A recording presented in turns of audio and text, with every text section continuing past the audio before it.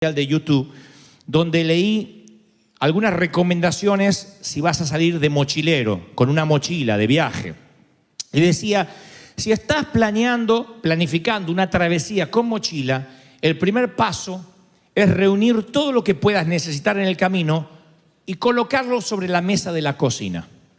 Una vez que reuniste todo lo que te vas a llevar, el segundo paso es deshacerte de la mitad de lo que reuniste. Y el tercer paso es deshacerte de la mitad de la mitad. Y eso es lo que vas a poner en la mochila.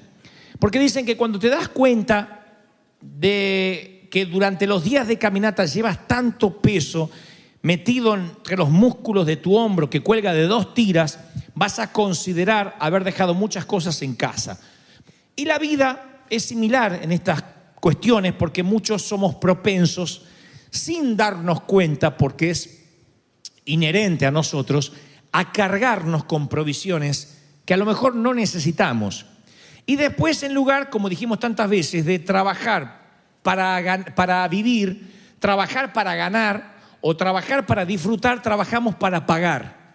Trabajamos para solventar gastos de cuestiones que a lo mejor no deberíamos habernos metido, pero no nos damos cuenta. Es porque es una espiral que nos va envolviendo, nos vamos metiendo, no solo en términos financieros, en todo. Cargas innecesarias, a veces nos hacemos carga de familiares, nos hacemos cargas de compadre, de pariente, de mandar plata del otro lado de la frontera, y eso termina agotándonos. No digo que no sea noble ni loable, pero literalmente el proverbista dice en Proverbios 12:25, la angustia pesa en el corazón del hombre. Cuando uno se carga demasiado la mochila, termina angustiándose, y la angustia en sí mismo es un peso. No te permite respirar. Y entonces nos ponemos tras los hombros un estrés innecesario en nuestra mente, en nuestro corazón, en nuestro cuerpo. Y la preocupación por sí misma es un peso que el ser humano no está preparado para soportar de fábrica. Desde que nacemos no estamos capacitados para toda la vida tener un peso encima. Eso te va encorvando el alma, te va mitigando el corazón. Todos los días los seres humanos encontramos pequeñas cosas que nos preocupan. Y a lo mejor esas nimiedades crecen hasta el punto de no dejarnos respirar. Y Jesús, que sabía que íbamos a lidiar con preocupaciones, se tomó el tiempo para hablar de ellas. Y quiero que escuchen lo que dijo el Señor tal y como Él lo dijo.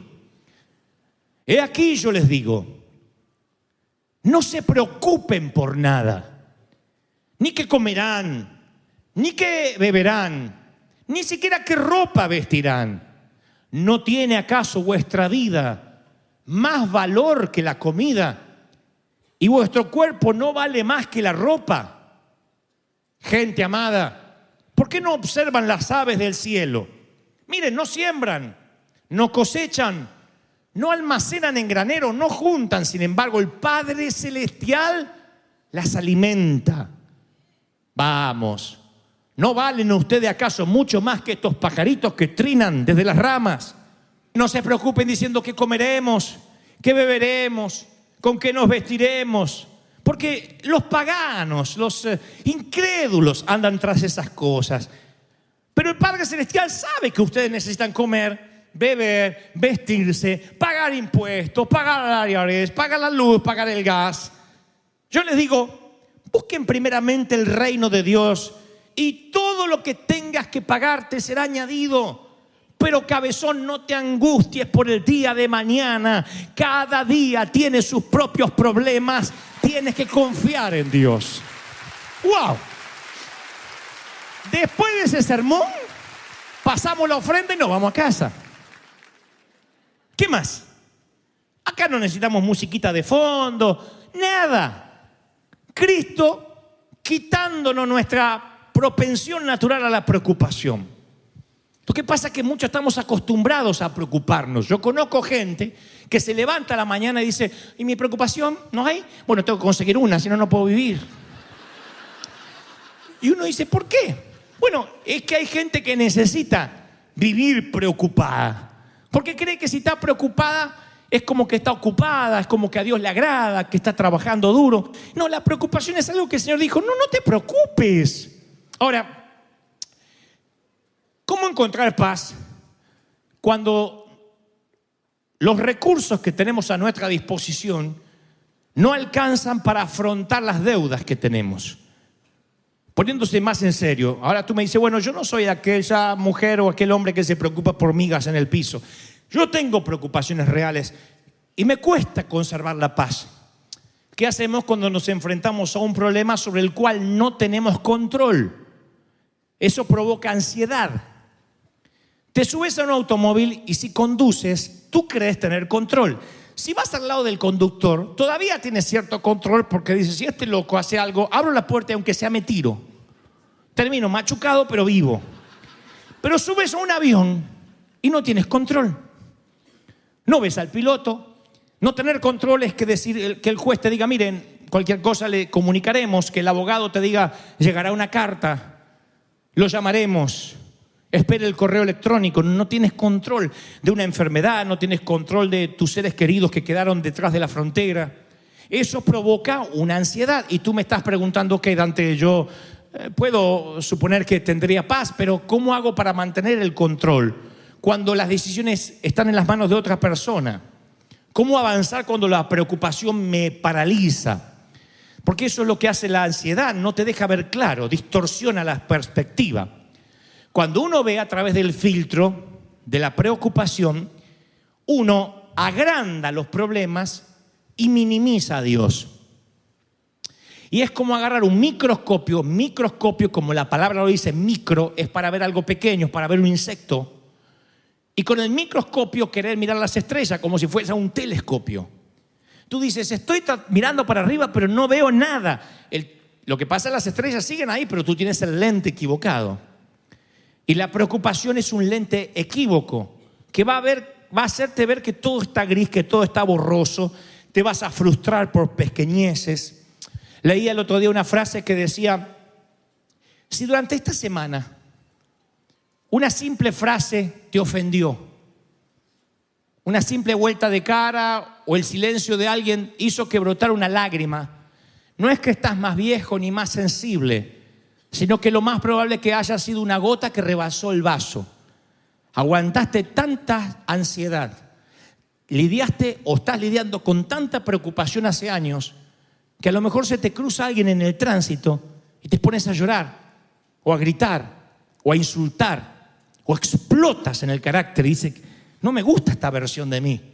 ¿Por qué me está pasando esto? Claro, el tema no es el pobre hombre que se te cruzó, la mujer que no te devolvió el saludo. El tema es que acabas de estallar ante la presión porque vienes soportando estrés, surmenage, ansiedad durante muchos meses. Y entonces explotas.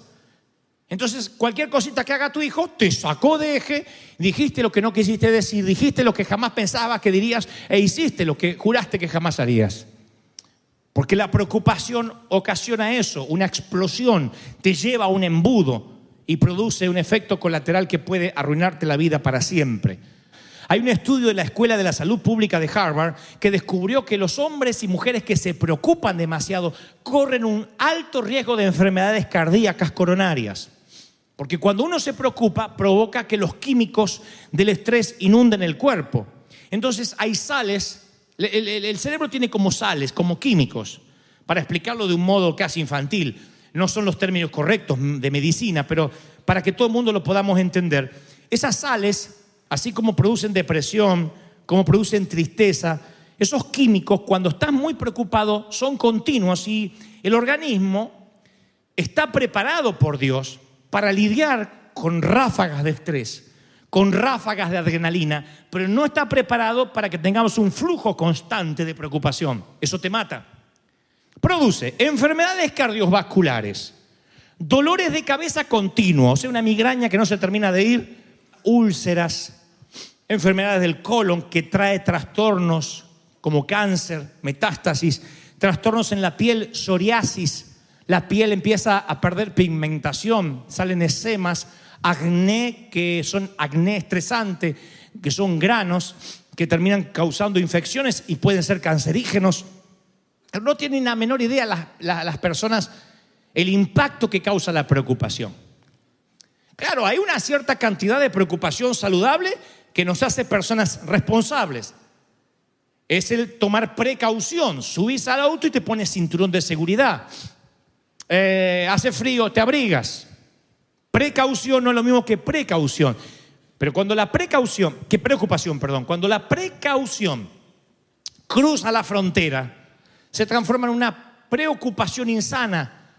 Y es aquella que te mantiene despierto por la noche, cuando te obsesiona, cuando te afecta emocionalmente, y ahí cruzaste la línea, que muy difícil podrás volver. Entonces el Señor nos dice: venid a mí todos los que estáis. ¿Cómo? ¿Se acuerdan? Trabajados y ¿qué? Y cansados. Y yo los haré descansar. Y David lo dice de una manera más poética: Jehová es mi pastor, nada, digan conmigo fuerte, nada me faltará. En lugares de delicados pastos me hará descansar, junto a aguas de reposo, arroyos, me va a pastorear. Estas son las palabras más amadas de la Biblia. Cuelgan los pasillos de hospitales, son garabateadas en las paredes de las prisiones, son susurradas por moribundos. El Señor es mi pastor. En estas líneas los marineros encuentran un puerto, los miedosos hallan un padre, y los que pelean y batallan alcanzan un aliado. Mi amigo, Dios te quiere usar. Te quiere llevar a sitios que jamás pensaste, te quiere dar palabras que jamás pensaste que saldrían de tu boca, y te quiere dar más dones y talento de los que jamás soñaste que tendrías. Pero ¿cómo vas a servir a Dios si estás cargado? ¿Cómo vas a servir con todo tu potencial si estás lleno de peso? ¿Cómo vas a difundir gracia? ¿Cómo vas a difundir gracia si tienes maletas de culpa que cargas todas las mañanas? ¿Cómo dices: yo ofrezco consuelo, yo motivo a la gente, si vives desalentado? Por amor a los que amas, viaja liviano. No me digas eso de que, bueno, yo puedo estar cargado, pero me enfoco en la carga de otro. Si tienes una maleta acá y una maleta acá y las dos son tuyas, ¿cómo vas a ayudar a llevar la maleta de otro? Urge que viajes liviano. No tienen por qué preocuparse. Miren, hay solo una criatura viviente. Hay una sola criatura viviente en el universo que tiene el mismo problema que nosotros para dormir. No son los perros que dormitan a cada rato, no son los osos que hibernan, tampoco las marmotas. ¿Conocen la marmota? No sé qué nombre tiene, pero es ese animal que duerme casi 14 a 20 horas diarias. No es tu hijo adolescente, es una marmota. La criatura que no puede descansar por sí sola es lanuda, tiene poca inteligencia, es lenta. Y ahora no pienses en tu esposo, es la oveja. No puede dormir por sí misma, la oveja no puede descansar por sí misma. Y esto lo sabe el pastor. Para que una oveja duerma, todo tiene que estar bien. No tiene que haber depredadores a la vista. No puede haber tensión en el redil, ni insectos. Tensión en el redil quiere decir que si hay dos ovejas ya que se pelearon, tanto la oveja, cualquier parecido con la realidad es mera coincidencia. El que tiene oídos que oiga lo que el Señor habla a la iglesia de esta tarde. Con que dos ovejas se peleen, ninguna puede dormir. Hay tensión. La oveja huele la tensión. Entonces no puede haber tensión. Si hay insectos, todo, con que una haga, todo el rebaño no duerme. Así son de molestas. Para dormir, no pueden conciliar el sueño.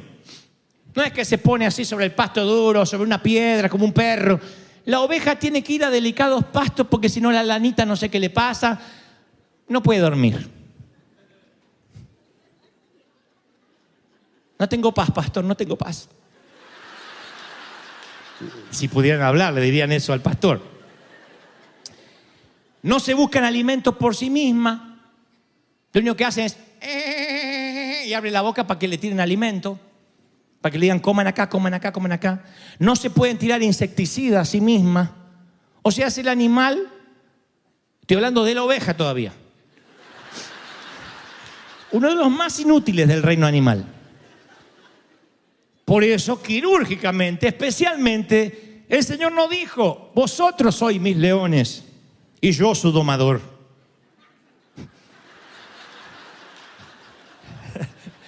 vosotros sois mis rinocerontes y yo el Tarzán. No, dijo, vosotros sois mis ovejas y yo el pastor. Sin pastor tú no puedes descansar. ¿Te suena familiar? Sin pastor tú no descansas. Y nota el pronombre que precede al verbo. Me hará descansar, dijo David. Me pastoreará. ¿Quién es el sujeto activo acá? ¿Quién está a cargo? El pastor. Tú me pastorearás, me llevarás. ¿Cuál es la única tarea de la oveja? Mirar al pastor. Con los ojos puestos en el pastor tú puedes dormir. Dice Isaías 26:3. Tú guardarás en completa paz a aquel cuyo pensamiento en ti persevera. Persevera en mí, mírame a los ojos, dice el maestro de los maestros, el pastor de los pastores, y vas a descansar.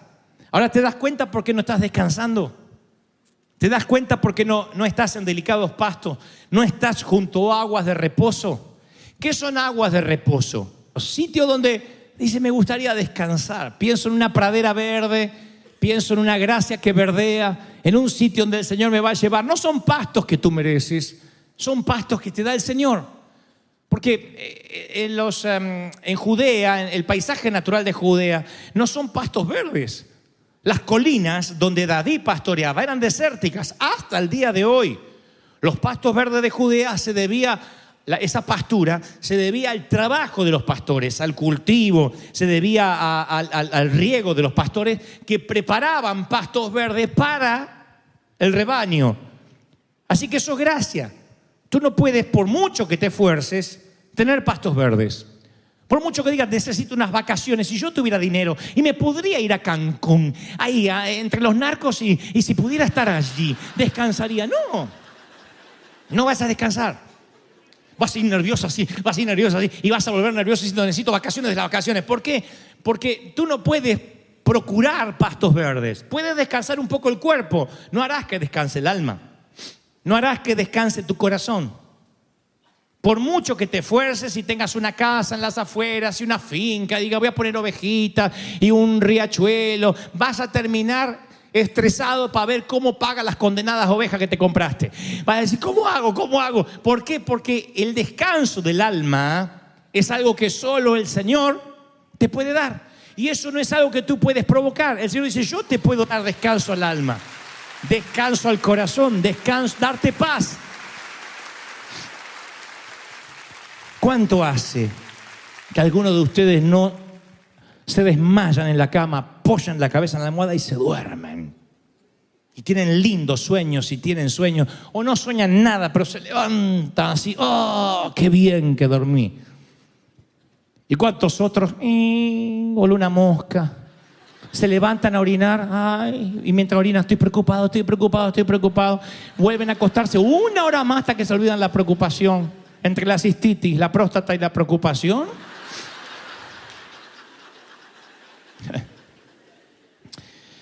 Vives arrastrando cargas innecesarias. ¿Y si llueve en mi boda? ¿Y si mi hijo nace mal? ¿Y si nace enfermo? ¿Y si me caso con alguien que ronca? Tu problema ahora es casarte, que ronque es un detalle. Pero hay tantas preocupaciones que son preocupaciones. Ocuparte antes de tiempo. ¿Para qué te vas a ocupar? Miren, yo no soy un hombre, yo decía en el servicio anterior, un hombre muy viejo. Soy grande, adulto, maduro. Y he aprendido con los años que las mayores cosas de las cuales me preocupé nunca ocurrieron. Y ¿saben qué es lo que más me duele? Haberme perdido días que ya no puedo traer de vuelta al calendario. Fines de semana. Nuestros hijos mayores, hoy Kevin está allí en la cámara, Brian está dirigiendo, eran chiquititos y un bobo, perdonen pero lo amo en el Señor, pero en aquel entonces yo así le decía, hoy lo amo, es un hijo de Dios. Pero yo decía, qué bobo, es lo que mejor me salía. Me hace una demanda porque decía que era un empleado mío, nunca había trabajado para mí.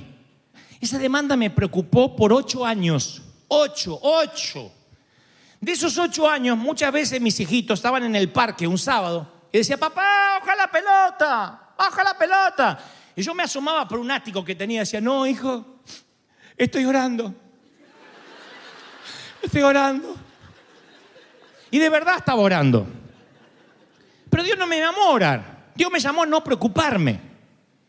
No es que estaba orando por las almas, estaba orando por el crecimiento de la iglesia, por el cumplimiento de las profecías. Estaba orando, Señor, me han hecho un juicio, me han hecho un juicio. Tenía las respuestas acá en la Biblia, que decía, no te preocupes por nada, ni por lo que habéis de vestir, ni por lo que habéis de comer. Basta el día con su afán.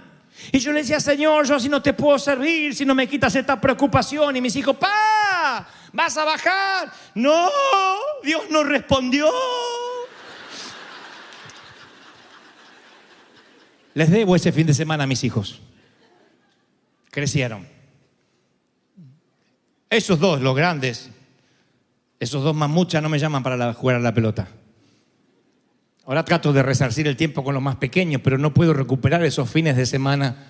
Y no quiero que te pase, que te pierdas el paisaje por tener una mochila sobrecargada, que te pierdas la vida, que te pierdas a tus hijos y después quieras resarcir con tus nietos lo que no hiciste con tus hijos por vivir con preocupaciones que no van.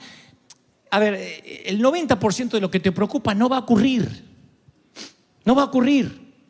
Por mucho que tomes todas las precauciones para no enfermarte de nada y hacer una vida súper sana, lo más probable es que quizás un día te resbales en la bañera, si el Señor lo quiere, y sano, con mucha salud, te vayas al cielo, desde la bañera, directo, sin escalas.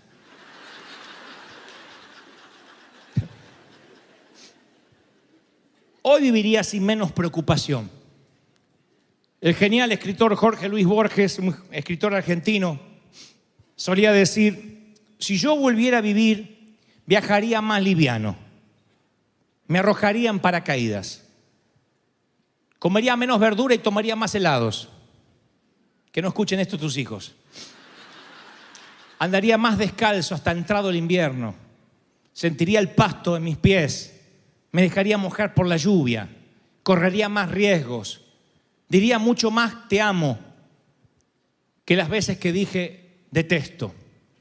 Jugaría más, sería más lúdico, más irreverente a veces, más auténtico. Aprovecharía los fines de semana, me levantaría temprano para ver los amaneceres que me perdí y me quedaría hasta muy tarde para ver ponerse el sol, especialmente sobre el océano. Disfrutaría de asados, disfrutaría de pequeñas comidas, de una copa de vino, de estar con amigos, de reírme hasta que me duele la panza de boberías, si volviera a vivir.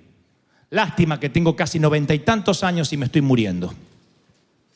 No hay que esperar llegar a los años altos para hacer lo que pudimos haber hecho cuando teníamos salud. Por eso la Biblia dice, alégrate de tu Creador en los días de tu juventud, antes que vengan los días en que digas, no tengo contentamiento. ¿Por qué alguien anciano no tendría contentamiento? Porque cuando ve los días del ayer, cuando examina el calendario de los días que dejó, se da cuenta de que vivió preocupado, de que vivió cansado, construyendo una casa que no puede disfrutar, pagando un auto que ya no tiene, luchando por una pared, por una ventana, por un techo que a lo mejor ni va a ver cuando se esté yendo al destino final, porque lo más probable, según las estadísticas, es que termine en la cama de un hospital, durmiendo en una cama de hierro, con sueros intravenosos, sin poder disfrutar del techito que quiso construir. Entonces, lo que trato de decir es, ¿vale la pena viajar cargado? No, no lo vale. Y el Señor dice, basta las preocupaciones con el hoy. Cuando los niños preguntan, cuando son niños, preguntamos cosas como, mamá, ¿dónde voy el viernes? Mis hijos me han preguntado desde enero, ¿dónde vamos a ir en diciembre? Siempre. Y ahora que se aproxima el verano, preguntan los chiquititos, ¿qué vamos a comer? Y el jueves, ¿qué vamos a comer? Yo hacía lo mismo, mamá, ¿qué vamos a comer mañana? Y el jueves y el viernes, ¿qué respondían las madres? A ver, somos diferentes culturas, no conozco a tu mamá. A que te profetizo lo que respondía tu madre cuando decía, ¿qué vamos a comer mañana? ¿Qué respondía? ¡Comida! Que es la versión materna. Basta el día con su afán. Y el viernes vamos a comer pizza, no sé. Mi mamá decía, pueden pasar tantas cosas de acá hasta el viernes. ¿Pero qué tantas cosas? ¿Qué sé yo? Pueden pasar tantas cosas. Te puedes llegar a portar mal y no te doy nada. ¿No es acaso lo que nos dice Dios? ¿Qué vamos a comer? comida, si los lirios del campo se visten, si los pajaritos son alimentados. Cuando no sepas qué hacer, recuerda que el maná es para cada día. Basta el día con su afán. ¿Te faltó de comer hoy? Bueno, no te va a faltar mañana. Pero enfrenta los problemas de hoy con la energía de hoy. Todavía no tienes las fuerzas del mañana. Entonces no tienes la gracia del mañana. El ayer murió mientras dormías. El mañana todavía no te corresponde. Entonces tú tienes que decir: no temeré a pestilencia nocturna, ni saeta que huele de día, ni flecha que huele de día. Tú estás tranquilo, te vas a acostar durante la...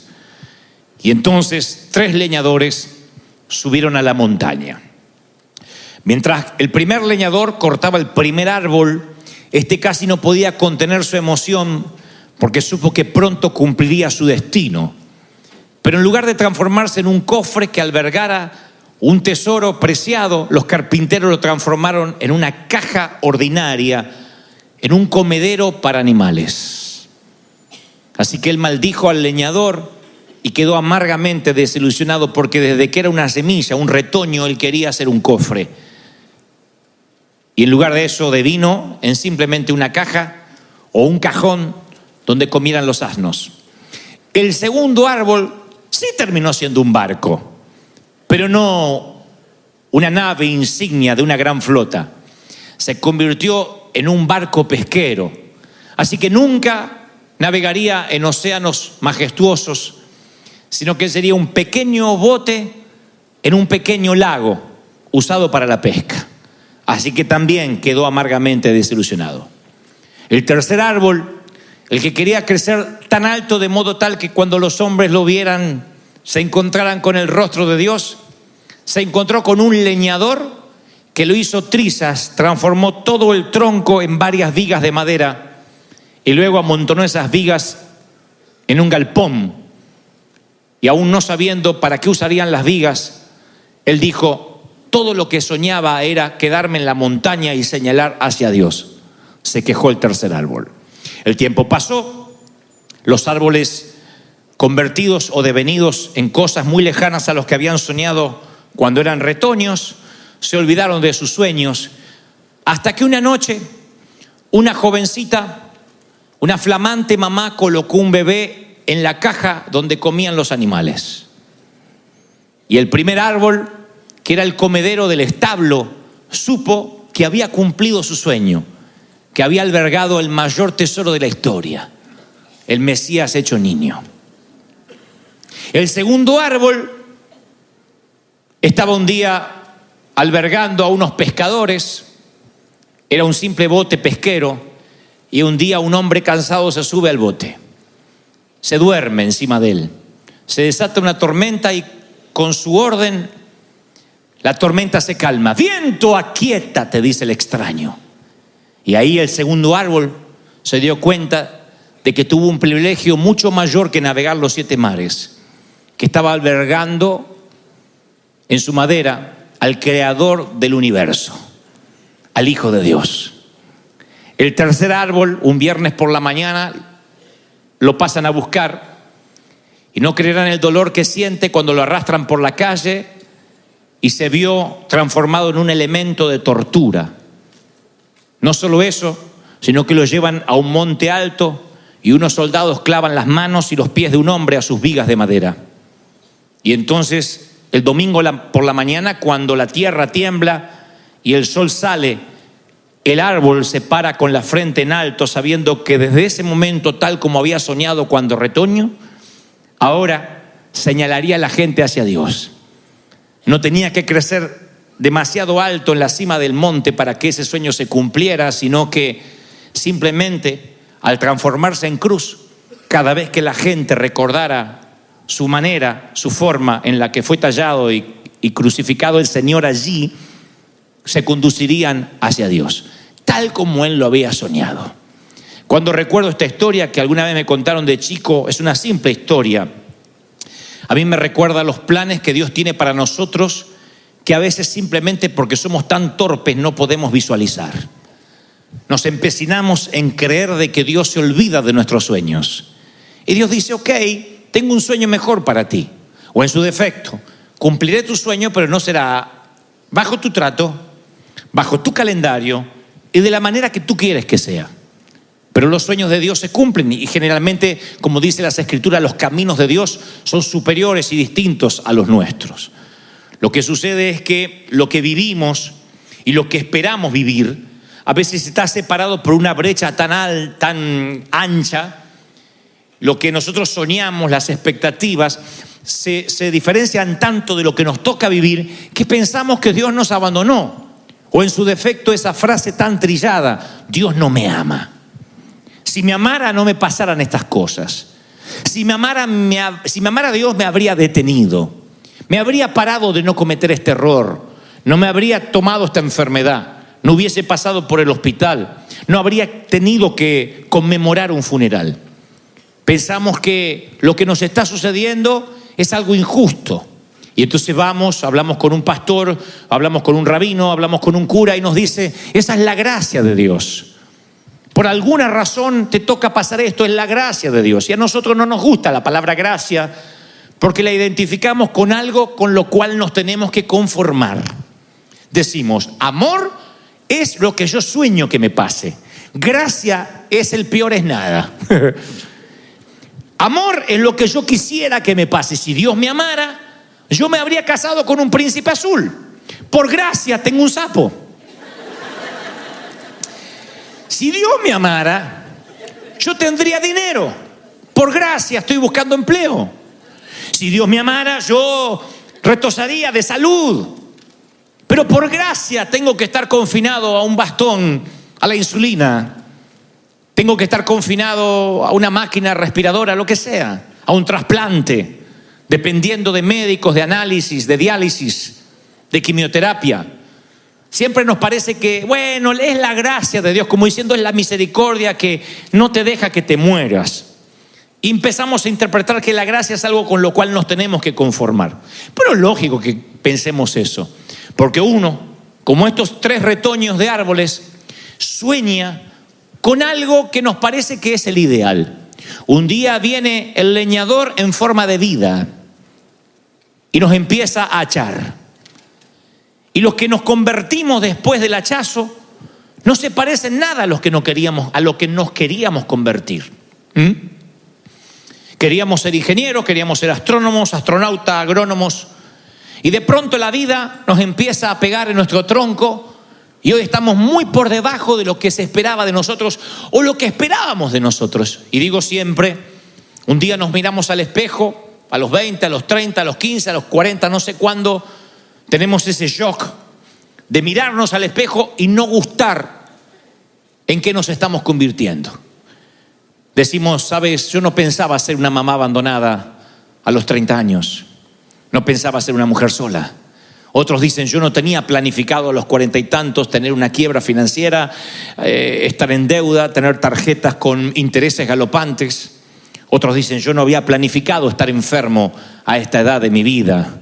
Yo no tenía planificado una operación, una intervención quirúrgica de urgencia. Un montón de cosas que a veces llegan a nuestra vida y como los árboles nos quejamos. Uno porque lo transformaron en un comedero de animales. El otro porque en lugar de ser un gran navío de una flota insignia es un barco pesquero. Y el último porque simplemente son vigas de madera esperando transformarse en elementos de tortura. Pero los 3 árboles en algún momento cumplirán un sueño majestuoso, un sueño más grande que lo que ellos tenían. En la vida es exactamente igual. Hay un momento que no nos gusta lo que nos está pasando y entonces decimos: Dios me dejó de amar. Claro, porque nuestros tiempos no son los tiempos de Dios. Si pudiéramos ver nuestro futuro, estaríamos en paz. Pero Dios no deja eso librado al azar. Más de una vez las Escrituras dicen: no te preocupes por el mañana. Bástate el día con el afán de hoy. Mañana no te preocupes por lo que vas a comer, ni por lo que te vas a vestir. Lo dice como un papá. La Biblia te lo dice tal cual, con esas palabras. No es metáfora, es literal. No te preocupes por cómo te vestirás mañana. Ni Salomón con toda su gloria, ni con su majestuosidad se viste como los lirios del campo. Y si los lirios del campo, si los pajaritos no les falta el nido porque Dios vela por ellos, ¿cuánto más por ti? Preocúpate por el hoy. Pero nosotros somos como el niño de 7 años que nos dice: papá, no puedo tomar mi cereal porque no sé cómo cotizamos en la bolsa hoy. No sé cómo está el petróleo, el eurodólar. Estoy preocupado por las Naciones Unidas. Tú le dirías: no te preocupes, está por encima de tu edad.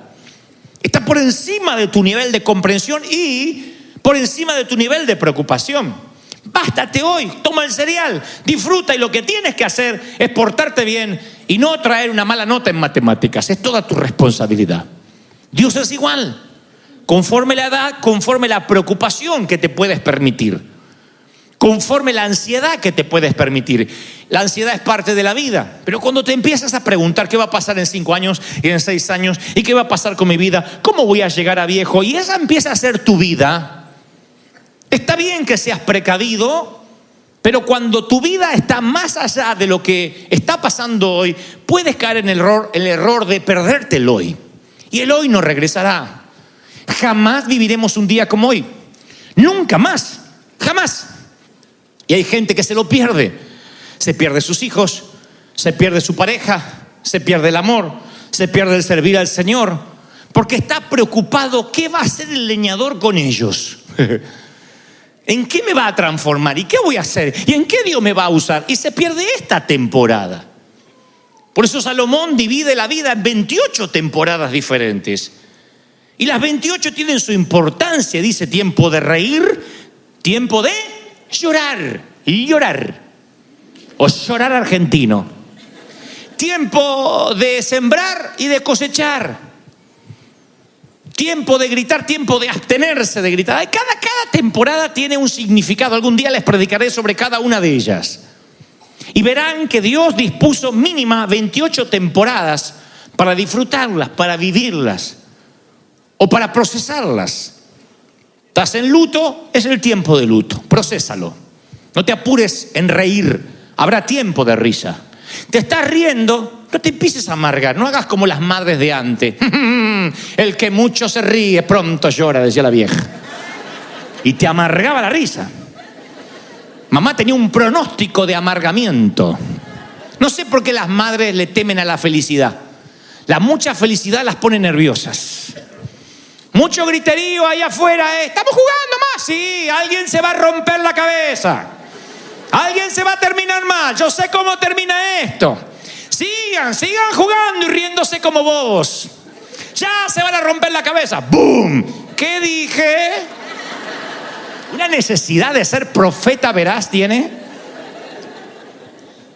Ahora, cuando esas cosas pasan, cuando esas cosas suceden, cuando nos toca una temporada y no la podemos disfrutar o no la estamos viviendo bien, nos podemos perder el presente por esperar el futuro, por esperar lo que va a pasar mañana. Y este es el día que ha hecho el Señor. Dile al que está a la derecha y a la izquierda: este es el día que ha hecho el Señor. Dile: vamos, sacúdalo, diga: este es el día. Disfruta tu día. Este es el día que ha hecho el Señor. ¡Aleluya!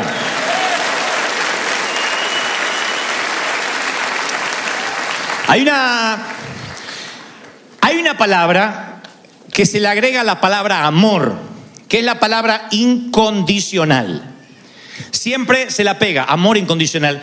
Y aun cuando se habla de el amor ágape, del amor de Dios, decimos: y Dios te ama incondicionalmente, pasa al altar. Pero en la Biblia no aparece incondicional pegado al amor de Dios. No porque el amor de Dios no lo sea, pero al pegarlo de una manera como implícita, como que si ese amor de Dios es incondicional, podemos caer en el error de faltarle el respeto a la palabra. O sea, de no darle la importancia que se merece. Es como cuando un matrimonio dice: ¿tú me amas? Sí, si no, no estaría contigo, ya te hubiese dejado hace tiempo. No es lo que esperaba oír. ¿Y por qué me amas? Y qué sé yo. No tengo ganas de pensar por qué te amo.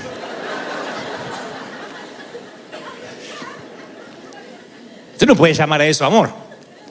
Bueno, el amor incondicional de Dios a veces, amor incondicional suele hacer que pensemos que Dios te ama porque está obligado a amarte. Es incondicional, ya está.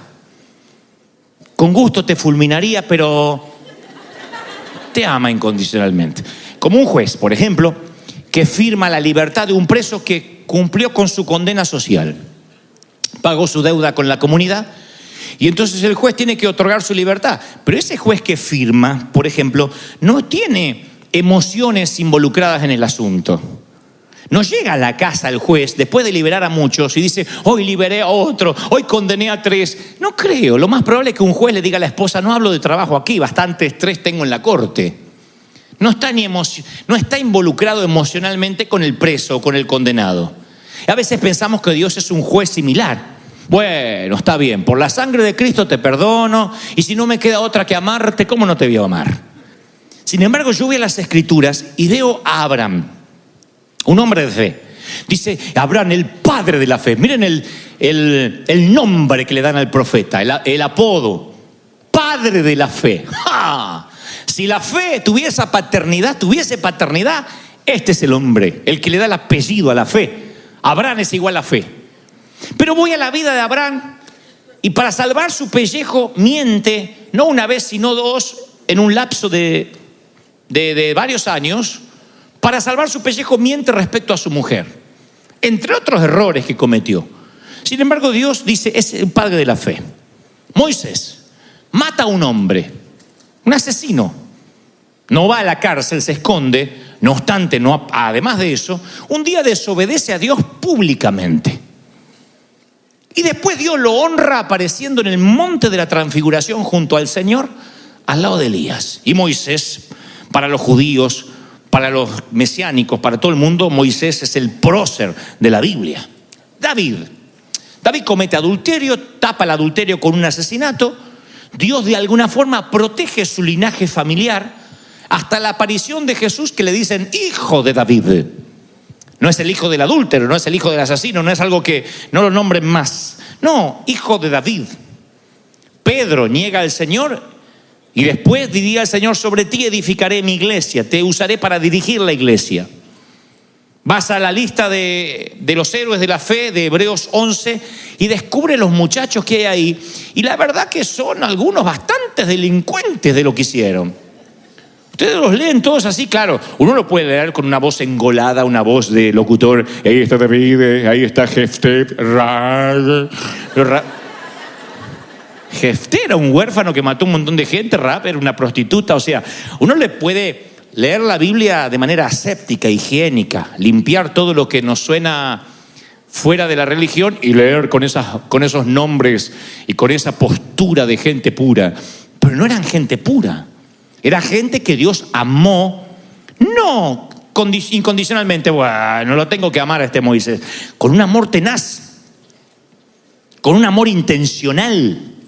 Por eso me preocupa cuando alguien con desdén dice, bueno, Dios te ama igual, porque le hemos quitado la fuerza original y hemos hecho un Dios anémico, desapasionado para amarnos. Cuando uno no le cae la moneda de cómo lo ama a Dios. Bueno, Dios me ama porque estoy en la iglesia River, porque me tiene que aguantar. Cuando uno tiene esa relación de Dios, que sí, Él es amor, pero la verdad que a mí la vida me va mal. Si me amara no me iría así. Ahí es cuando viene ese razonamiento que no resiste análisis. Decir, no, si me amara no tendría que pasar esto. Claro, cuando vino el tornado a nuestra vida y deja una estela de devastación, cuando la vida se nos cae de pedazos, enseguida decimos, ¿y dónde está Dios? Si Dios me amara no me pasara esto. Porque no entendemos lo que es el amor de Dios. Queremos que Dios nos ama si se cumple mi deseo de árbol. Si yo me transformo en ese cofre para guardar perlas, entonces Dios me ama. Si soy un barco que navega los 7 mares, entonces Dios me ama. Si me deja crecer alto de modo que cuando los hombres vean mi copa dirijan su vista a Dios, entonces Dios me ama. Si no, Dios no me ama. Y entonces Dios tiene una respuesta a eso. Dice, no, yo te voy a contar cómo funciona esto de que te amo o no te amo. Dios es un padre, piensa como una madre, como un padre, con amor paternal. ¿Cuántas madres nos han dicho, no comas dulces antes de cenar? ¿Te lo han dicho? También como otras tonterías, no comas sandía y te metas en la alberca porque te crece no sé qué en el estómago y te inflas así como si tuviera cerveza adentro. Había mitos, pero después había cosas reales que la madre solía ver con anticipación. No salgas desabrigado porque después te agarras un resfrío. Y uno tomaba esas restricciones, esas órdenes, como no me ama. Me tiene harto la vieja. Me quiere controlar. Y eso que no había celular en nuestro tiempo, pero te controlaban telepáticamente. Vos sentías la voz de tu madre adentro de la cabeza. Empezaba a llover, estabas sin el suéter y tu madre adentro te decía: te lo dije, te lo dije, te lo dije.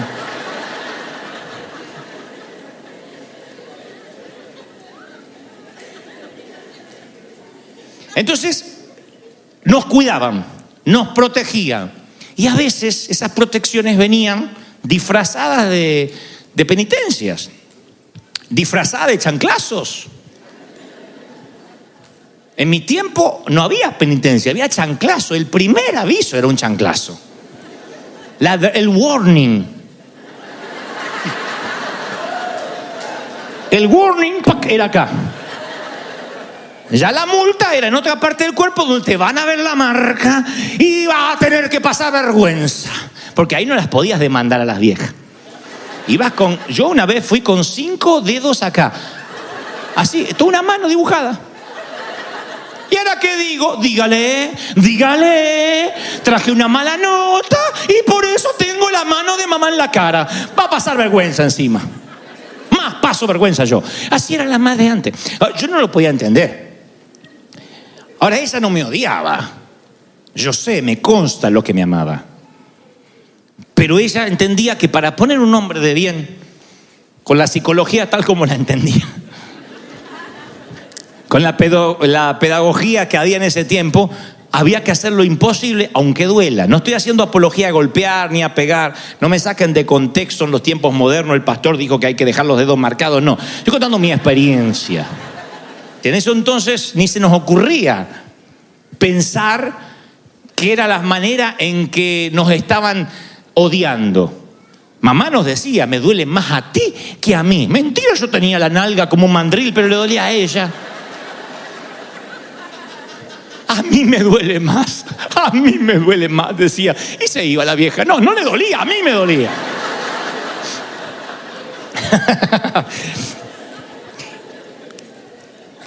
Entonces, Dios envía a los leñadores de la vida y llegan en forma de chanclazo. Y no nos gusta. Y decimos: Dios no me ama. Dios no me ama. Dios tiene algo contra mí, algo malo hice. Entonces echemos un vistazo, vamos a lo básico. San Juan 3:16, el versículo que le enseñamos a los niños desde la escuela dominical. De tal manera amó Dios al mundo, que ha dado a su Hijo unigénito, para que todo aquel que en Él crea no se pierda, mas tenga vida eterna. Pensemos un minuto. ¿Cómo envió a su Hijo? No lo envió con trineos. No lo envió vinieron con algunos alces, con algunos renos y cayó como un regalo, ni tampoco como un héroe de Marvel. ¡Oh! A salvar el mundo. No vino así. ¿Cómo lo envió? Mandó a su Hijo unigénito para que le flagelen la espalda, le arranquen las barbas, para que lo torturen, lo desnuden, para que le coloquen espinas en la cabeza, para que lo maten de a poco, para que sufra el peor dolor que un ser humano jamás soñará. Porque de tal manera te amó que dio a su Hijo. Piensen, papás y mamás, ¿darían su hijo por amor a alguien? Yo puedo amarte mucho, pero me dices: ¿darías tu hijo? ¿Darían vuestro hijo, Megan, Jason, Kevin, Brian? ¿Darían a alguno de sus hijos? ¿Lo pueden matar? Sí, mátenlo por amor a ti, ¿o no? En ese orden, en esa línea de pensamiento, mi amor tiene un límite. Hasta mis hijos. Después no. No podría soportar el dolor de ver que torturan, matan a mi hijo para salvarte a ti de la cárcel. Mira, estoy pagando una condena, metí la pata, pero si tu hijo se hace cargo de mi condena. Pasa que yo violé a unos menores. Y sé que si voy a la cárcel me van a violar, me van a torturar. ¿Podrías mandar a tu hijo que se haga pasar por el violador, que diga que fue él? Así yo me puedo congregar, tener una vida nueva. Lo único que tiene que decir que él estaba en el lugar del crimen. Y él que lo metan preso y lo torturen y le peguen en la cárcel. Oh, sí, porque te amo. Ahí mando mi hijo. No resiste análisis. Así te ama el Señor. No es, bueno, te amo, ¿qué va a hacer? No es un amor incondicional con desdén. Te ama. Entonces, cuando la vida te golpea, cuando te pasan cosas, cuando el leñador viene y te da el chanclazo, no tengo derecho a decir, Dios no me ama a mí. ¿Qué? Después de haber mandado a su hijo, ¿estás diciendo que Dios ama menos a su hijo que a ti? ¿Que Dios ama más a él que a ti? Mandó a su hijo y ninguno de nosotros daría a su hijo por nadie. A mí me dicen, ¿mandarías a tu suegra a la cárcel para...? Bueno, de tal manera amó Dios al mundo que ha dado a su suegra.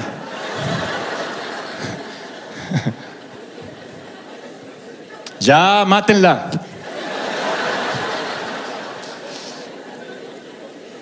¿Un hijo? No un hijo. Quienes tenemos hijos sabemos lo que se siente por un hijo. No es el amor, ni siquiera filio, no es el amor erótico, es un amor que no puedes definir. Las madres tienen en su vientre 9 meses gestando un hijo y ya lo aman sin conocerlo, sin saber cómo luce, porque una ecografía no le hace justicia. Y luego lo amas y ese hijo es un hombre de bien o un hombre de mal, pero tú lo amas. Y Dios dice, así es mi hijo y lo di por ti. No tomes eso con desdén. No diga, bueno, Dios me soporta. Tú no tienes ni siquiera el derecho a decir, es que si Dios me amara, yo no estaría rentando. Fíjense a la luz de lo que le acabo de mostrar, de matar a un hijo por amor a ti. Decir, si Dios me amara, yo no estaría soltera. Yo creo que Dios me olvidó. Diga que Dios no nos toma en serio. Porque si Dios nos tomara en serio, es que yo no entiendo por qué se me murió mi perrita. Yo digo, Dios me está contra mí. Yo creo que Dios dice, no tienes idea lo que yo hice por ti. Cuando tú dices, realmente Dios me ama en la cruz, dice, no. ¿Cómo vas a decir que no te amo? ¿Cómo semejante sacrificio fue en vano?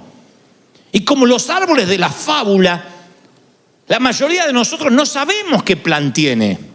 Lo que pasa es que la vida que estamos viviendo, claro, no se parece a la que queríamos vivir. La brecha se abre cada vez más. Y decimos, si Dios me amara, yo no sería pobre. Yo no habría perdido mi casa. Si Dios me amara, yo no tendría ese marido, esa mujer. Si Dios me amara, yo no tendría documentos. Ya llevo varios años y estoy indocumentado. ¿Ven? Dios se olvidó de mí. ¿Cómo vas a decir que Dios se olvidó de ti por un mugroso documento? Está bien, no es lo mismo ser indocumentado que ser ciudadano, pero por Dios, cuando lo comparas con la cruz, es un mugroso documento. Todo es mugroso, todo comparado con la cruz. Yo te doy mi hijo, vamos a suponer que yo soy muy bueno, más bueno que Dios, nunca va a pasar. Doy mi hijo para salvarte de la cárcel y después te veo quejándote. Ay, no, a mí Dante no me ama. Mataron a Megan, a nuestra princesa de 9 años. La mataron para sacarte de la cárcel. Yo hice que la mataran para sacarte de la cárcel. Y después te escucho decir, a mí Dante no me ama. No me ama porque el otro día no me oró. Y porque yo estoy viendo documentos y no me los trae. Me dan ganas de ahorcarte. Me costó mi hija. Quiero que entiendas cómo te ama Dios. Cuando entiendes, cuantificas cómo te ama Dios, no te alcanza la vida para adorar, la vida para agradecer. ¿Están conmigo, sí o no? Pero vienen los leñadores y enseguida dudamos. Los últimos versículos de Génesis 3 a mí siempre me ocasionaron un impacto, porque nuestros padres edénicos, Adán y Eva en el huerto pecan. Eva toma el fruto prohibido del conocimiento del bien y del mal, engañada por la serpiente, le hace comer al esposo. Conocen la historia. Dios se duele en su corazón y dijo Jehová Dios, Génesis 3:22. He aquí el hombre es como uno de nosotros. ¿A quién se lo dice Dios?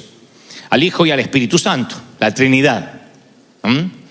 Cuando habla de nosotros, están los tres en una mesa directiva y dice: he aquí el hombre ahora es como uno de nosotros, porque sabe el bien y el mal. O sea que Dios los creó, nos creó, sin el conocimiento de la maldad. Por eso no se dan cuenta que estaban desnudos, eran como animalitos en ese sentido. Había una inocencia edénica. Cuando se dan cuenta que están desnudos, el primer alerta de que ahora estaban conociendo lo que estaba mal y lo que estaba bien. Una de las cosas que no tenían ellos conocimiento, no había una parte cognitiva de su cerebro para entender lo que era la vergüenza. Ahora entienden lo que es la vergüenza. Entonces Dios dice: estas emociones nuevas yo no se las di a ellos. Comieron del árbol del conocimiento del bien y del mal. Que no alargue la mano ahora y tome también del árbol de la vida y coma, porque ahí va a vivir para siempre. O sea, había un árbol del conocimiento del bien y del mal y había otro árbol de la vida. Que si comían del árbol de la vida, no iban a morir jamás. ¿Qué hizo Dios? Lo sacó del huerto para que labrase la tierra. Echó pues fuera al hombre y puso al oriente del huerto de Edén querubines y una espada encendida. No imaginen Star Wars, sino un ángel con una espada de fuego. Para todos lados, para guardar que ninguno se acercara al árbol de la vida. Yo pregunté en el primer servicio y hago el mismo interrogante. ¿Ustedes ven gracia en este versículo, gracia de Dios, amor de Dios? Sean honestos, no tienen que hacerse los espirituales. ¿Ustedes ven el amor de Dios acá? Con un ángel cuidando el árbol de la vida, que no sea que se haga eterno como nosotros. El ángel. Uno, si lo lee rápido, dice: Dios está enojado, encima no quiere que le toquen el otro árbol. Pero lo leo otra vez y yo pienso: ¿qué hubiese pasado si Dios les hubiese permitido a nuestros padres caídos quedarse en el jardín y comer del árbol de la vida? Ya conocían el pecado y ahora serán eternos. Entonces no habrían vivido en el paraíso, habrían vivido en un infierno. Habrían sido eternamente rotos, eternamente quebrados, eternamente miserables, eternamente arruinados por la culpa y vacíos, muy vacíos, llenos de penas, de amargura, de resentimiento. Tenían que morir para poder renacer, para Dios le diera una nueva oportunidad. Si ahora que habían metido la pata, iban y comían del otro árbol, se iban a hacer eternamente metedores de pata. Eternamente pecadores. Y si el grano no cae a la tierra y muere, no puede llevar fruto. Lo que trato de decir: ¿puede la muerte ser un regalo de la gracia de Dios? Sí. Si no mueres, ¿cómo vas a nacer otra vez? Si no mueres, ¿cómo te encuentras con Cristo?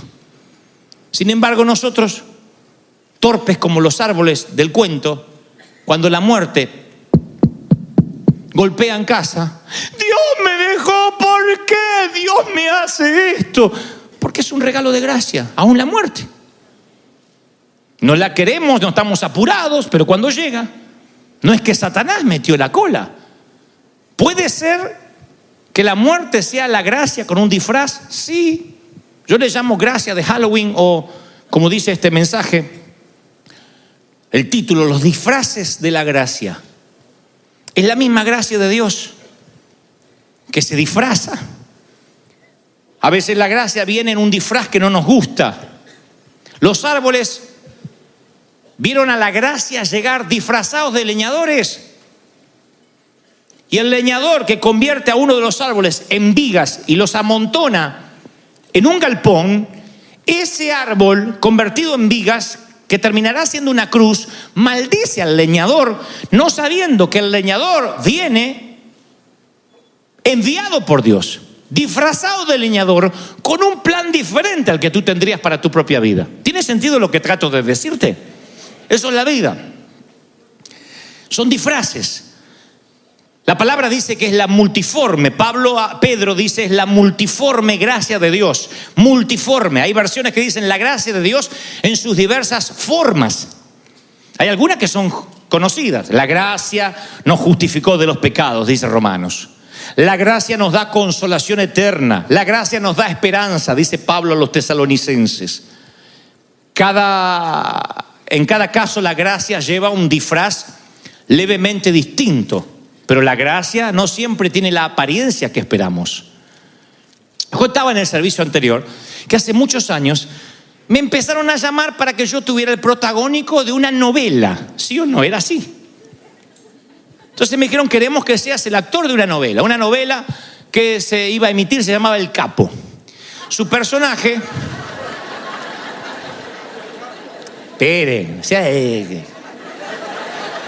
El personaje lo interpretaba un actor llamado Miguel Ángel Rodríguez. Debido a su parecido con él en ese entonces, él es mayor que yo, cada vez que él hacía un flashback y pensaba en su vida anterior, él era un muchacho honesto que se vio involucrado en una red porque todos sus familiares traficaban, y esa es la historia de él, y se enamora, etcétera, etcétera. Y cada vez que él iba al pasado, yo hacía el actor de él, yo interpretaba él cuando joven. Y entonces me llamaban porque mi parecido ameritaba que yo aceptara el papel. No podían buscar otro actor, ni siquiera más preparado. Era el parecido lo que me habían llamado. Y entonces entran a insistir y a insistir, y al principio dijimos que no. Y después el mismo gerente dice, a ver si nos entendemos. Cualquier actor moriría por un protagónico en prime time, en horario estelar en la tele. Nunca actuaste en la tele y yo te estoy dando un protagónico y me estás diciendo que no.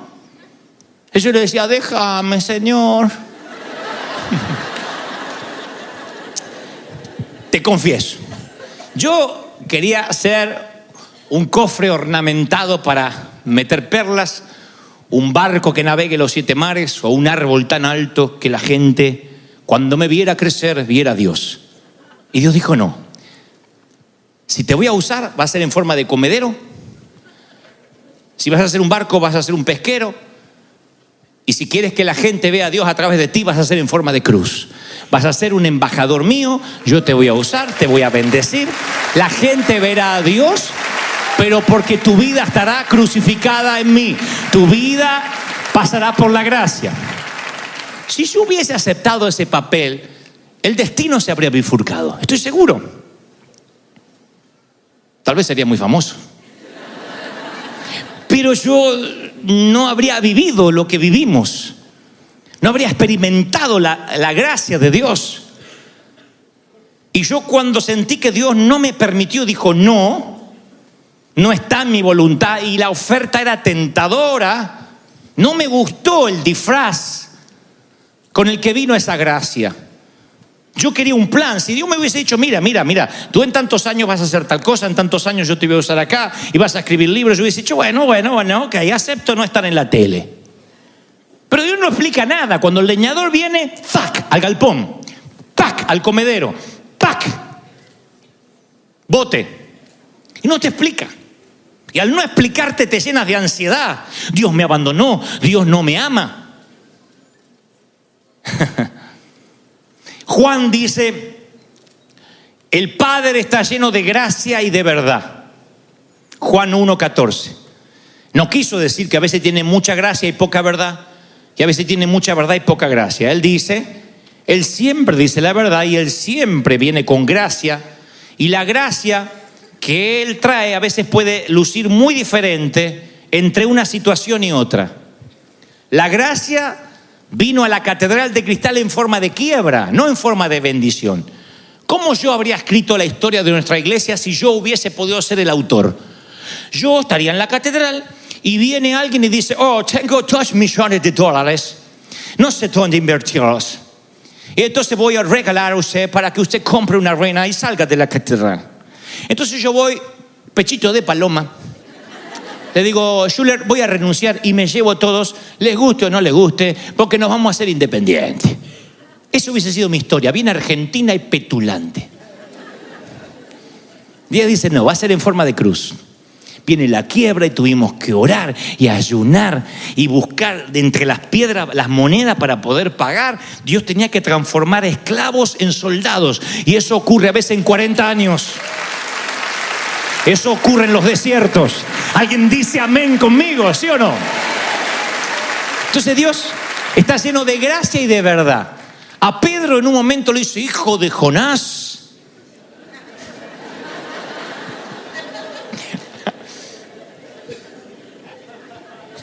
Tú esto no lo sabes por tu propia boca. No te lo ha revelado ni carne ni sangre. Y Pedro se agranda.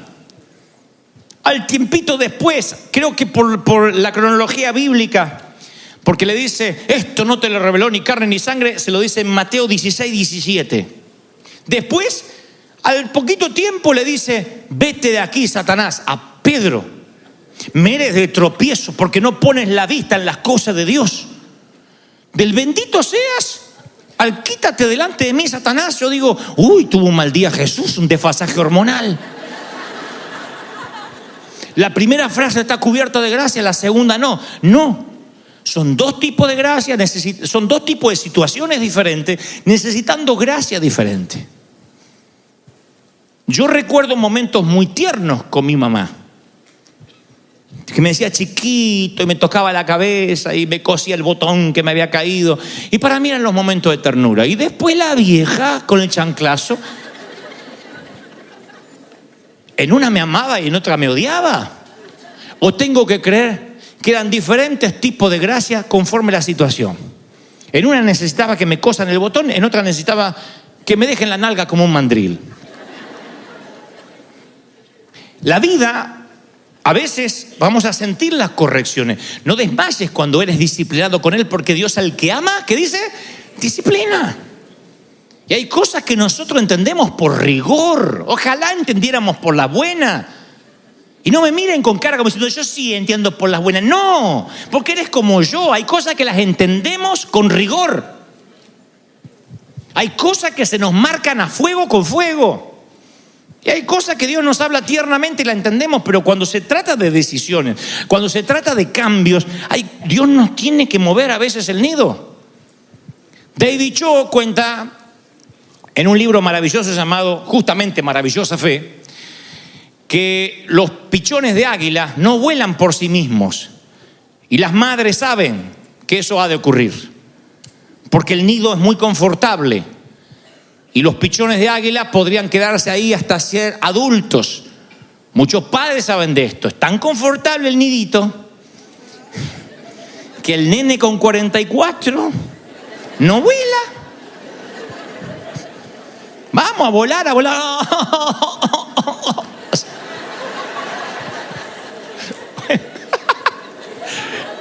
Y bueno, entonces, ¿qué hace la mamá águila? Arma el nido con espinas. Espinas. Y sobre las espinas le hace un colchón cómodo, con paja, con barro, para que no sientan las espinas. Quien mira el comportamiento de la madre dice, esta madre está loca. ¿Por qué no hizo todo el nido confortable? Pero es confortable cuando nacen, cuando están los huevos ahí. Cuando los pichones nacen y son chiquititos, los alimenta, ellos están confortables. Y después, ustedes pueden ver esto en YouTube de reprise que hay de documentales de la National Geographic. La madre con el pico los empuja a volar, porque ya ve que tienen alas. Y tienen que lanzarse desde los picos más altos de las montañas. Y los pibes no quieren saber nada. No, que estoy esperando la voluntad de Dios. Que no siento paz, que acá siempre hay comida caliente.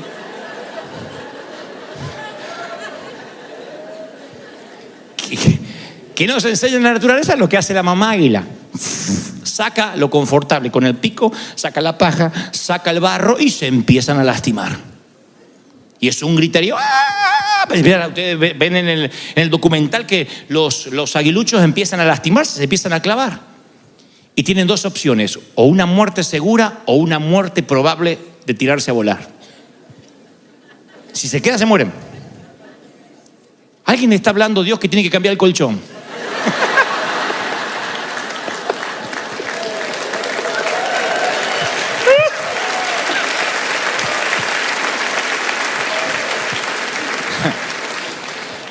Ante una muerte segura y una muerte probable, algunos mueren, algunos no quieren volar y prefieren morir ahí.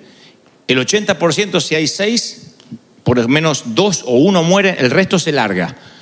Y los pueden ver que no saben volar. ¡Pum! ¡Pum! Y se empiezan a pegar contra los picos, pero la necesidad de vivir hace que empiecen a planear y empiezan a volar. Y ahí descubren que son águilas. La madre lo sabe, el instinto natural es que ellos no volarán por sí solos. ¿Los ama poco esa madre? ¿O los ama mucho para que puedan volar su propio vuelo? ¿Dios te ama mucho? ¿Crees que te ama de tal manera que permitió que su hijo muriera por ti? Bueno, entonces no te sorprendas si la vida te empieza a clavar o a pinchar. Te ama. La mayoría de las cosas que nosotros hemos hecho fue porque se nos fue la zona de confort. De otro modo, todos somos cómodos. Todos. Dejamos de trabajar duro apenas nos sentimos un poco de comodidad. ¿No será que a veces las crisis son permitidas por Dios porque son disfraces de la misma gracia? Disfraces de la misma gracia que Dios nos ama. De manera tal que dio a su Hijo para que no te pierdas. Voy a las Escrituras y veo que Jacob anda con la cadera dislocada, peleando después de pelear con un ángel. Y ahí se llama Israel, príncipe con Dios. Veo a Pablo, el gran apóstol Pablo, y Dios dice: bástate en mi gracia, no voy a sanarte el aguijón que te abofetea. Voy a cada uno de los personajes, veo a los discípulos, cada uno contando con un dolor, con una herida, con una espina. Yo pensé que uno llegaba al evangelio y teníamos vidas perfectas, y resulta que no. Resulta que somos, como digo siempre, gente rota, no hay vidas perfectas. Resulta que el truco está en buscar los dulces más allá del disfraz. Más allá de lo que te haya tocado en la vida, tienes que encontrar los dulces, si no te vas a vivir amargando por boberías, por tonterías. Decía en el servicio anterior, si te amarga un vaso roto, una taza de café sucia en tu casa, si te amarga que le falta aceite al auto, lo que sea, si eres varón o mujer, si te amargan las tonterías, si las tonterías están dentro de tu radar de amargura, te hacen falta problemas reales. El desagradecimiento nace a partir de no haber tenido crisis. Entonces, ¿cómo logramos poner hijos agradecidos como hombres de bien? Sin que crean que la vida les debe algo. Porque quieren un auto y si podemos se lo compramos en cuota, nos endeudamos hasta acá y le compramos el auto al nene para que no se traume. Cuando a él le empiece a costar algo en la vida, va a decir: Dios me dejó de amar. Entonces nuestra responsabilidad es que tengamos el confort, pero que no nos olvidemos de quién proviene lo que tenemos. Nabucodonosor se llena de orgullo y dice: qué gran rey soy, miren todo lo que he logrado, y pierde la noción, pierde su juicio cabal, y por años queda como un antisocial, como un rebelde, como una bestia, pastando como un buey, dice la Biblia. Y él dice más: recuperé la razón y tuve más gloria que antes. Cuando dice eso uno dice: este tipo no aprendió nada. Pero luego dice: pero ahora sé de dónde proviene lo que tengo. Ahora sé cuál es la fuente de mi riqueza y que Dios bendice al que quiere bendecir. Es el corazón agradecido lo que agrada a Dios. Ni la abundancia ni la pobreza. La abundancia no es que estás mal y la pobreza que estás bien, ni viceversa. Es reconocer de dónde proviene el favor que tienes. Y Dios dice: mientras que tú reconozcas de dónde viene el favor, yo te voy a bendecir, te voy a abrir puertas, te voy a dar. ¿Están conmigo? Ahora, ¿cómo nos fundamentamos en la vida? Voy a terminar. ¿Cómo nos fundamentamos en la vida? Entendiendo que las espinas, que los leñadores, son parte del trato de Dios. ¿Me vas a decir, piensas, que aquella muerte me dio algo, un valor agregado, aparte de dolor? ¿Estás por decir que mi divorcio de alguna forma me ayudó en algo con todo lo que tuve que atravesar? ¿Que aquel abuso fue permitido por Dios de algún modo? Bueno, no voy a responderte yo, dejaré que lo haga Pedro. Pedro dice, en su bondad, Pedro 5:10, primera de Pedro 5:10. En su bondad Dios te llamó para que participes de su gloria eterna por medio de Cristo. Entonces, después que hayas sufrido un poco de tiempo, te dará 4 cosas. Te restaurará, te sostendrá, te fortalecerá y te afirmará sobre un fundamento sólido. Lo diré otra vez. Después que sufras un poco, después que las espinas te lleven a volar contra tu voluntad, te restaurará, sostendrá, fortalecerá y afirmará. Y cada palabra que Pedro usa es un cuadro vívido que respalda lo que dice. Restaurará. La palabra en el original griego es kartasein. Es la palabra que se usa para remendar redes. La palabra que se usa para reparar una fractura. Dios dice, a través del leñador, yo voy a reparar el carácter que tienes. Va a remendar las heridas, las va a tapar. Se dice que el compositor inglés Sir Edward Elgar en cierto momento escuchó a una niña cantar una de sus obras. La niña tenía un registro excepcional, una técnica casi perfecta, y él dijo lo siguiente, es una frase acuñada por muchos músicos a partir de él. Él dijo, aunque canta bellísimo, no cantará asombrosamente hasta tanto alguien o algo le rompa el corazón.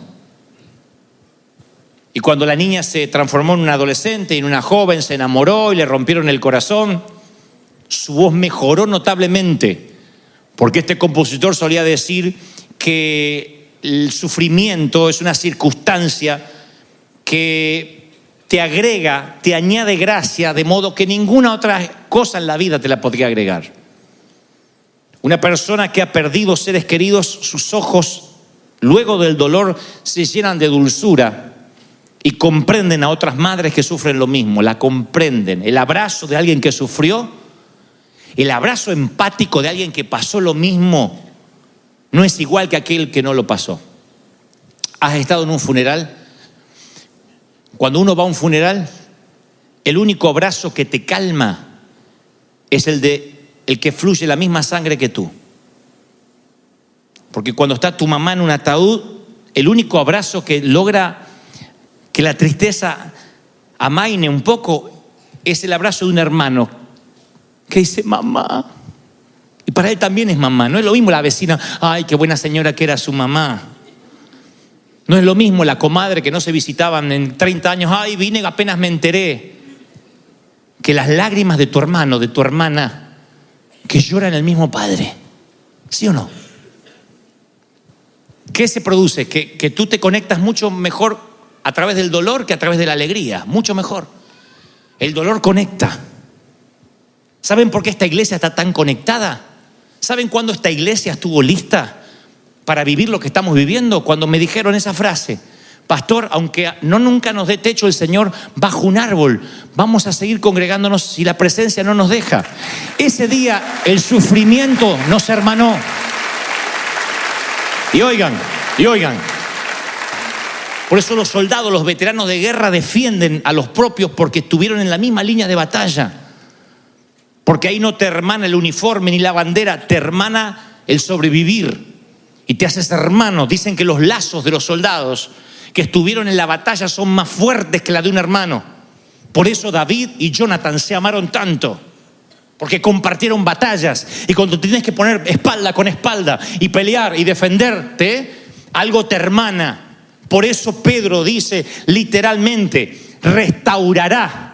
¿Cómo te restaura el Señor? A través del dolor te restaura, te hermana, te hace entender a los que sufren, te hacen que no te olvides de dónde saliste. Luego dice esterixen, la palabra sostendrá. Ahí la palabra esterixen es sólido, como el granito. Porque que te rompan el corazón provoca 2 cosas: o que te desmorones o te hagas sólido. Pero no el corazón de piedra, sino que se te hace piel de rinoceronte y corazón tierno, no al revés. Y cuando se te hace sólido, ninguna cosa te voltea. Pedro dice, no solo te va a sostener, te va a fortalecer. Stenium es la palabra en griego. O sea, te va a llenar de fuerzas. Si tu llama es débil, viene un viento y la apaga. Pero si la llama está más o menos encendida, viene un viento y se enciende más. Los que hacemos asados argentinos lo sabemos. Viene un viento y enciende más, te incendia el asado. Pero si la llama es débil, te la apagó. Si tu vida es débil, si tu fe es débil, ay, me duele la cabeza, ¿no tendré un tumor? Se la apagó la poca fe que tenía la condenada. Y finalmente afirmará, temelium, que significa sentar los fundamentos. Te hace unos fundamentos. Cuando uno descubre las grandes verdades de la vida, de qué se trata el juego de la vida, te hace unos fundamentos.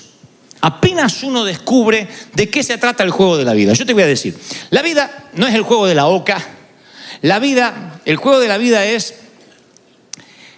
el principio de la sabiduría es lograr mirar en perspectiva tu propia vida, hacer círculos y en esos círculos meter la gente importante, la menos importante, la que no te tiene que afectar, las cosas importantes, las cosas menos importantes, las que no te tienen que interesar. Diferentes círculos. Ese es el principio de la sabiduría. Cuando ustedes ven a alguien joven, pero que parece sabio, no es porque tiene más dinero o más educación, sino porque trazó círculos, como hizo el Señor. Él tenía a los discípulos, a los 12, tenía a los 3, al 1, a los 3, a los 12, a los 40, a los 120, a las multitudes. Y cuando los fariseos le decían algo, no estaba en su círculo. Entonces, su radar solo estaba ocupado de las preocupaciones reales, de aquellas cosas que se tenía que ocupar, no preocupar. Cuando uno se preocupa, la mente se divide literalmente en lo que va a pasar, en lo que pudo haber pasado, y te pierdes el presente. El secreto de la vida, insisto, es decir, a partir de ahora mi vida es todo lo que tengo. Tengo que servir a Dios, tengo que valorar a mis hijos, tengo que amar a los míos. No me voy a preocupar por boberías. Entonces cuando los espinos, cuando la vida se pone difícil, cuando la tormenta empieza a soplar, en lugar de que te apague la llama, el pábilo, se te enciende el fuego, se te afianza la fe, porque tú tienes bien definido cómo es el juego de la vida, de qué realmente te tienes que preocupar. Y te lo digo porque yo fui un torpe, gran parte de mi vida me preocupé por tantas tonterías que hoy me importa 3 cuernos. Póngale en los mexicanos otro nombre. La iba a decir, pero va a quedar feo. Y me acuerdo que a los 20 estaba tan preocupado, a los 30, ¿qué dirán? Los pastores no me van a querer, y fíjate aquello, y mi papá no va a estar orgulloso, y lo que dijo, y lo que opinó. Tantas cosas que volaban dentro de mi radar y no me dejaban ver los verdaderos.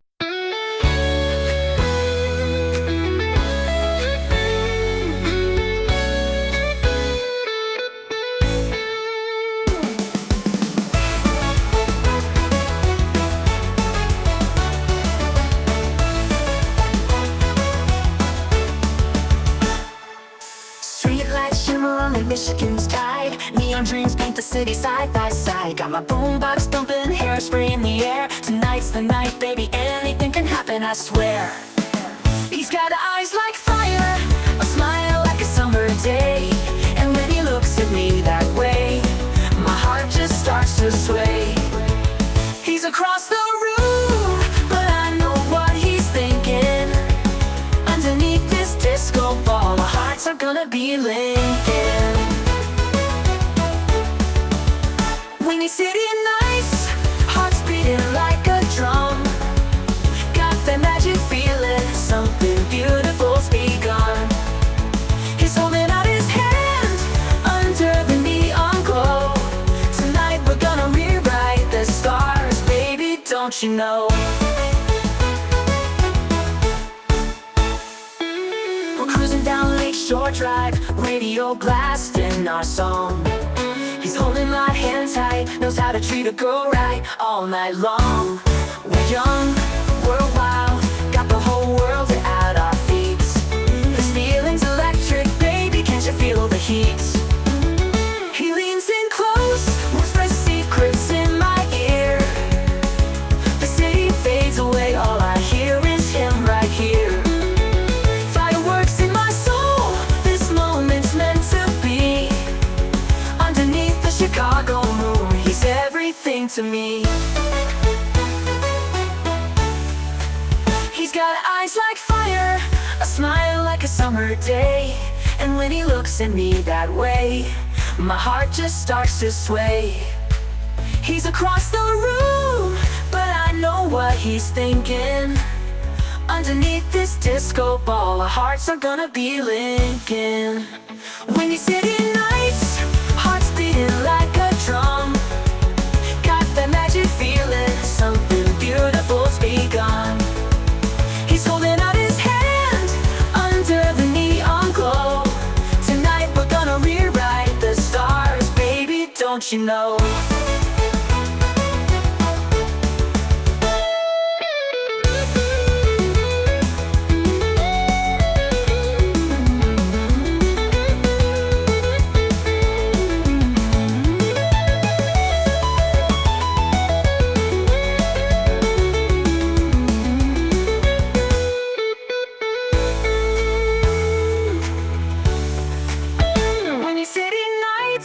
Hearts beating like a drum.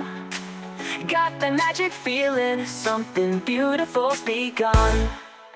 He's holding out his hand under the neon glow.